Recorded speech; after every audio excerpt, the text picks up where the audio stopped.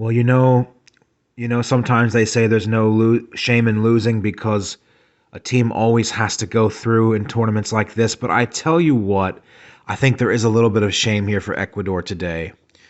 This was a drop off in their performance from their first two matches against Qatar and especially the Netherlands.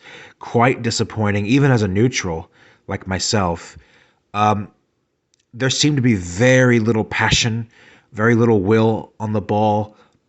Senegal did an effective job of killing the tempo of this match once they regained the lead, but I was really disappointed when I saw the last 20, 30 minutes of this match where Ecuador they didn't turn up the volume. They looked lifeless at times, and the mood of the game had died down. It was almost like very tame. The atmosphere was a bit dull. Ecuador had no real flair going forward after that, I felt. And they had 20 minutes to chase the goal, and instead, it looked like they kind of sat around, just passed it around badly. They could not get a rhythm going.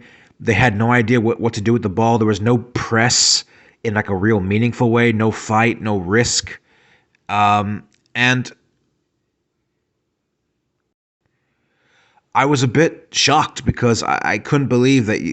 Why would you not just give your everything for the last dying stages of the game of a group game decider? I mean, hell, like there were moments where Latri looked lethargic, and their energy and intensity was just virtually non-existent. And I feel really sorry for Moises Caicedo, the only man on the night for Ecuador that found the back of the net. He had to be consoled after the game. His own teammates, after the final whistle, had to cheer him up. He was in tears. This is what the World Cup means for everybody at this level. And I expected a little bit more for Ecuador. I thought if they would not come through this, if they did not get the draw they needed, then at the very least, this match was going to be, off the charts in terms of like real end-to-end action all the way until the final whistle. But it felt like Senegal had effectively killed the game off well before the match actually came to a close. You have to give Senegal a lot of credit. You cannot count them out against England because they looked solid so far. And the way this team has regrouped from that opening loss to the Netherlands without Sadio Mane, questions about who's going to get the goals up top. But I think their overall depth compared to Ecuador, who is a comparatively very young team in this competition, Senegal's depth shined. Koulibaly, Gueye, Kouyaté, Diallo, instead of the few newer players that are albeit talented on Ecuador's side. You have to give a lot of praise here to Aliou Cisse, who's been at the helm of Senegal now for, I believe, 5 or 6 years. He has this Senegal team not only very well organized, but I think this side has a great sense of character. And they can press high up the pitch as a unit when they need to, or they can sit deep as well. And it is unfortunate they're missing Mane. If he wasn't injured, maybe they could have topped this group. I think they could have topped this group and maybe, have a decent chance of making the quarterfinals, of which, of course, that prospect is still alive. It's not easy. It's not easy. And Senegal came into this match needing to win because a draw would have suited Ecuador just fine. But sometimes when you head into a last group stage game and you have the advantage in terms of the result that you need, that can actually work against you because the other team has it pretty straightforward. They know what they have to do to take this home, whereas you have to carefully plan out how you approach the game. Sometimes teams take their foot off the gas for a bit, they decrease that tempo, and they opt for the draw.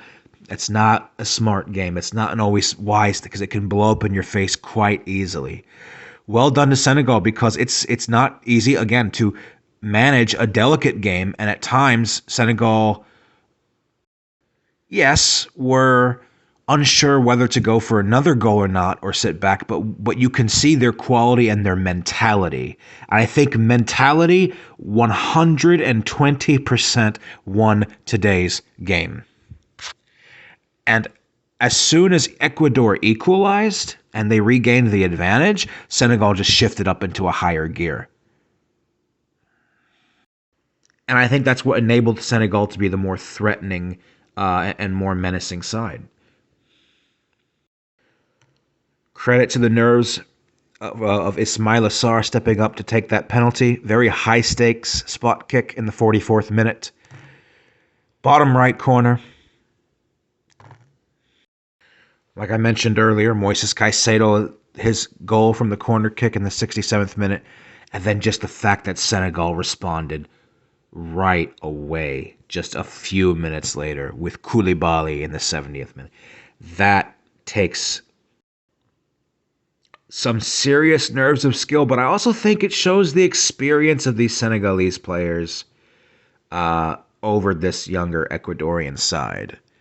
I feel sad for Ecuador, but today's game was not their finest, and you'll have to wonder why Gustavo Alfaro, who I rate as a coach, I think in general he's a decent manager, but some Ecuadorian fans were wondering why he didn't field Mena, because Ecuador really lacked a real winger with good skill and crosses, and Gonzalo Plata was not as effective in this match as he was previously. So, all in all, did the better team advance? I would say, in terms of quality, yes. I expected more from Ecuador though after their match against the Netherlands, how tough they gave of a game they gave the Dutch side. But I would say the African champions deserve to pull through.